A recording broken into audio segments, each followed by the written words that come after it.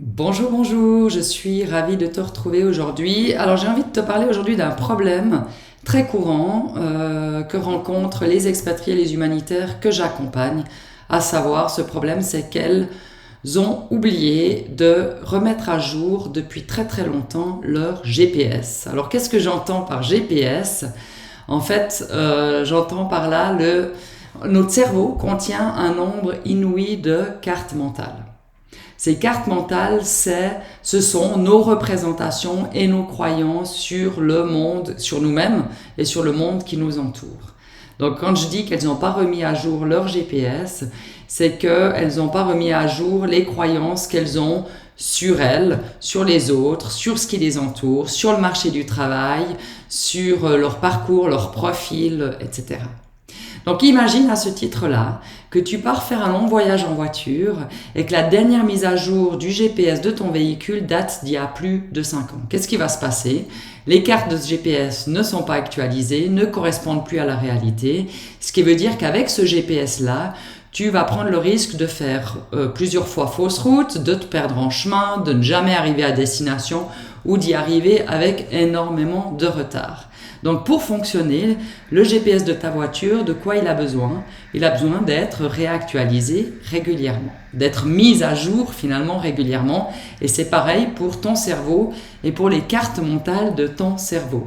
Il est essentiel, comme pour ta voiture, que tu réactualises régulièrement quelles sont tes perceptions, tes assumptions, tes croyances sur toi-même et sur le monde qui t'entoure. Et en fait, je constate très très souvent avec les personnes que j'accompagne, qu'elles viennent avec des croyances qui sont extrêmement ancrées en elles sur elles-mêmes. Par exemple, je suis pas assez ici, je suis trop ça. Sur leur parcours, à penser les trop en zigzag, les trop atypiques, qui fait pas de sens, personne va le comprendre. Sur le marché du travail, elles pensent qu'il faut être... Alors, en ce moment, sur le marché du travail, on recherche surtout des experts. Moi, j'ai pas ce qu'il faut à ce niveau-là. D'autres qui me disent, mais moi je suis trop vieille, après 50 ans c'est impossible de trouver un emploi. Elles ont des croyances qui sont généralement négatives et qui sont basées sur des assumptions, des choses qu'elles imaginent sur ce qu'on va pouvoir penser d'elles-mêmes, de leur profil, de leur parcours, etc.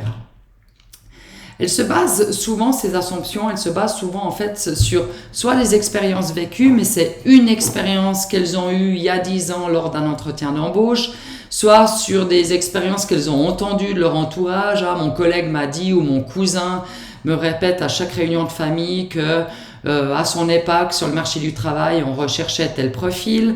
Elle se base aussi sur ce que dit la presse ou la société en général, et c'est pas toujours des croyances correctes, genre après 50 ans, t'es foutu, tu trouveras jamais un emploi.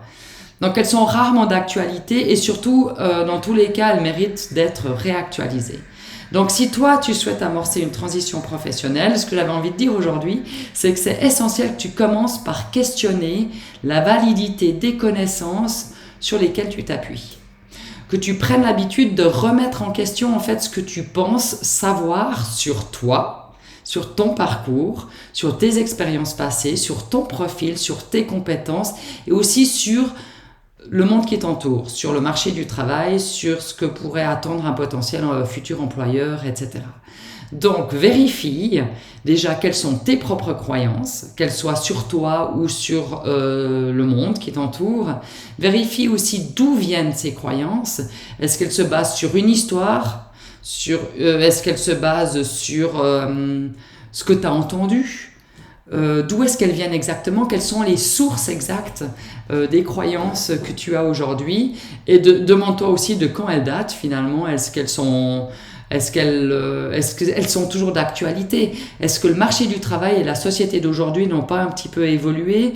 Est-ce que ce que recherche un employé aujourd'hui n'est peut-être pas différent de ce qu'il recherchait il y a 5 ans? Donc pose-toi toutes ces questions. En résumé, demande-toi plutôt s'il existe d'autres théories et d'autres points de vue que celui que tu connaissais jusqu'ici.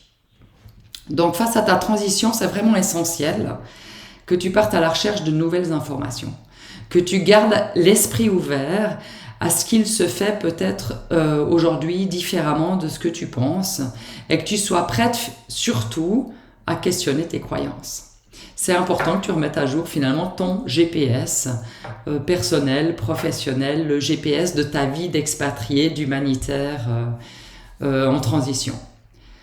Et t'assurer, parce que c'est ça que je rencontre souvent et qui est difficile, t'assurer que tu te fiches pas dans des représentations qui sont obsolètes, t'assurer que tu te laisses pas piéger par des fausses croyances, freiner par ce que tu penses, t'enfermer dans ta situation actuelle à cause de croyances, de représentations, de choses que tu penses être vraies, de connaissances que tu penses avoir qui ne sont peut-être plus. Pour conclure, je citerai Pascal qui a dit « Malheur à l'homme », donc aussi à la femme bien entendu, donc « Malheur à l'homme qui, au moins une fois dans sa vie, n'a pas tout remis en question ». Donc voilà, j'ai envie de te laisser avec cette phrase-là, avec cette idée-là de remets en question ce que tu penses sur toi, ton profil, ton parcours, ce qui t'entoure, le marché du travail, la reconversion professionnelle, ce que pourrait penser un futur employeur, ce à quoi tu pourrais prétendre, remets tout ça en question, pars à la recherche de nouvelles informations, ne te laisse pas enfermer dans tes croyances et prends vraiment le temps de réactualiser ton GPS. C'est ce qui va te permettre de conduire ta transition dans les meilleures conditions. Voilà, j'espère que ça t'aura été utile. Je te souhaite une excellente journée. N'hésite pas à commenter ou à communiquer avec moi pour partager ton ressenti par rapport à tout ça. À très vite!